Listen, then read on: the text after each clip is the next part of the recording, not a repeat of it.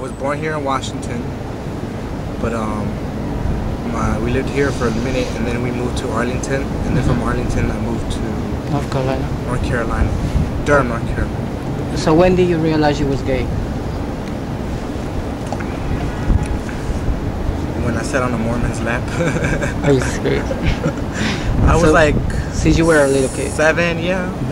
There was those Mormon people that used to come to the house. Because my mom changed religions with her. And I remember I sat on his lap. Y se le paró la verga. Are you serious? Okay. So yeah. And you like it? Of course. Dude, I mean, the first time we met, we were in some health fair, and you told me that you was HIV positive. When did you find out about that? When I was 17. 17. Yeah. And did you know how did you get it? Yeah, because I was fucking around with this guy who was actually, he had AIDS, but he had told me that he had diabetes. Because I had asked him a question, because I was like, I noticed that he took a lot of medicine. So I asked him, I said, why you, like, what's up with all this meds? And then he told me that he was taking it for his diabetes. And then I never asked no questions, because he was basically like my sugar daddy, taking care of me, helping me out. So I didn't really want to fuck that up. He was half Puerto Rican, half black. And did he ever tell you the truth? No, his friend told me, because I didn't see him. He left. And you never used protection with him? Sometimes we did, but a lot of times we didn't. Did he ever tell you why did he do that? I never saw him. I found out through his friend, because he got real sick and he left to Virginia, and his mom was taking care of him. Entonces su amigo fue que me dijo que él estaba positivo. So. And then you couldn't face him. No, I still haven't to this day. I think he's dead. Okay.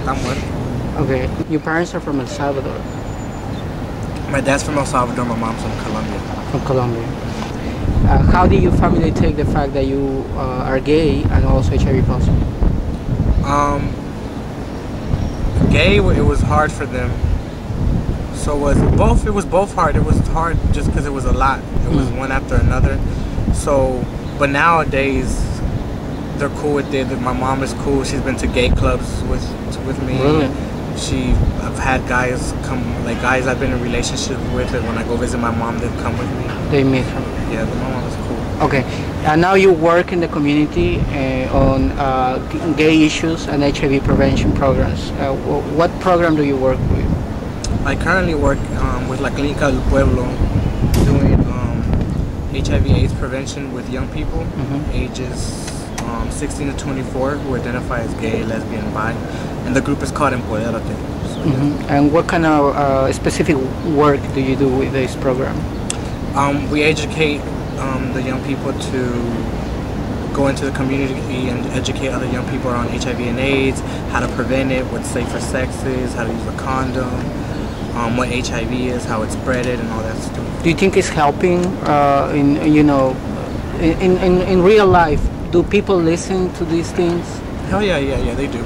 Because we see it, because we have a lot of young people coming, they're joining our programs, they're going into the community, handing out condoms, talking to their friends about HIV and AIDS.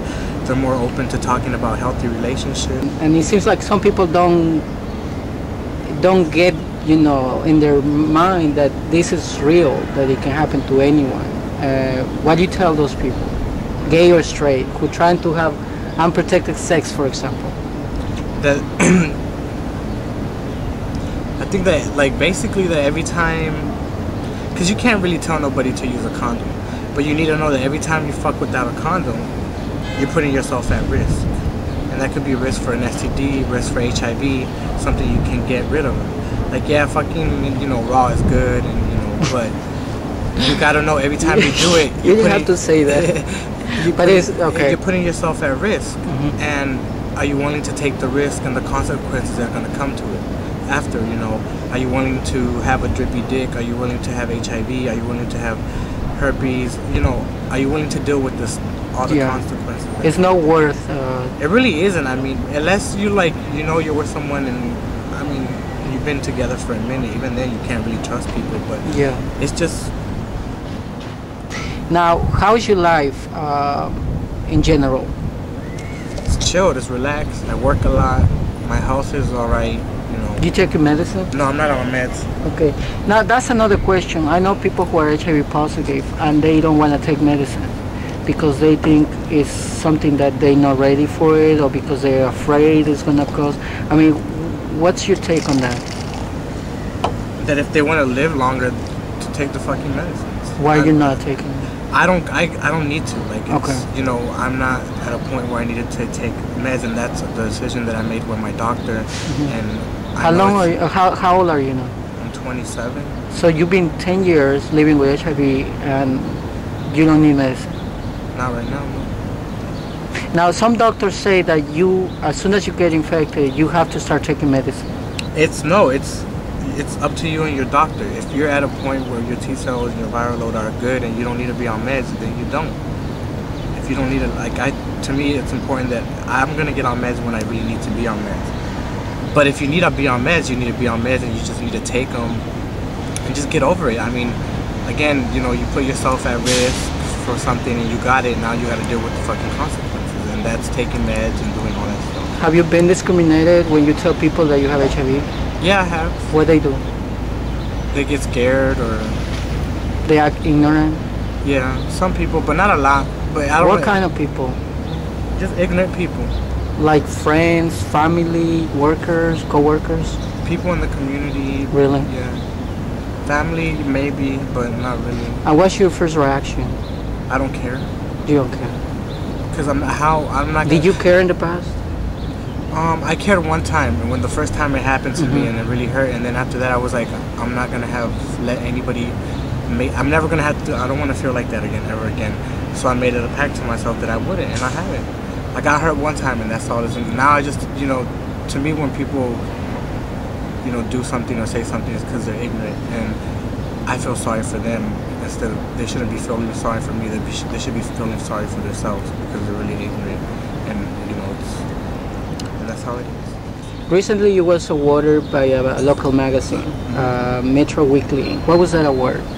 It was for the work that I've done here in DC, and that's really, you know. It's called... the Next Generation Award. Okay, So basically, like, you know, next generation doing the work, the HIV/AIDS work that I've been doing. awesome. And how many people received that award? 3 other people. 3 other people. So yeah. Okay, and finally, any kind of message to people out there? Whatever you want to say. Whatever I want to say, don't tell me. That if you're gonna fuck, put on a damn condom.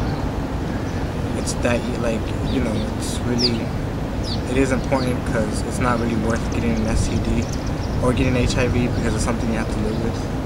Especially HIV, like, it's not easy. Like, yeah, there might be like a ton of meds and everything, but you still have to live with the side effects and the other, like, daily things that you have to live with. So it's not worth it, you know. It's not really worth sliding your dick into something raw, or, like, you know, it's just put on a condom. It's that easy.